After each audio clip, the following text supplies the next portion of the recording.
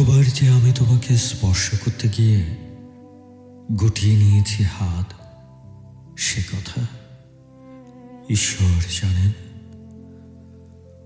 তোমাকে ভালোবাসার কথা বলতে গিয়েও কতবার যে আমি সে কথা বলিনি, সে কথা আমার ঈশ্বর জানেন। তোমার হাতের মৃদু কড়া নাড়ার শব্দ শুনে জেগে উঠবার জন্য দরজার সঙ্গে চুম্বকের মতো আমি গেঁথে রেখেছিলাম আমার কর্ণযুগল। তুমি এসে আমাকে ডেকে বলবে, এই ওঠো, আমি আমি আর আমি একই শুনলাম, এমতো উল্লাসে নিজেকে নিক্ষেপ করব তোমার উদ্দেশ্যে।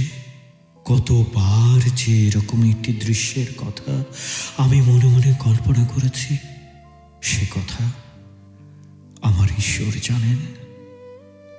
আমার চুল পেকেছে তোমার জন্য, আমার গায়ে জ্বর এসেছে তোমার জন্য।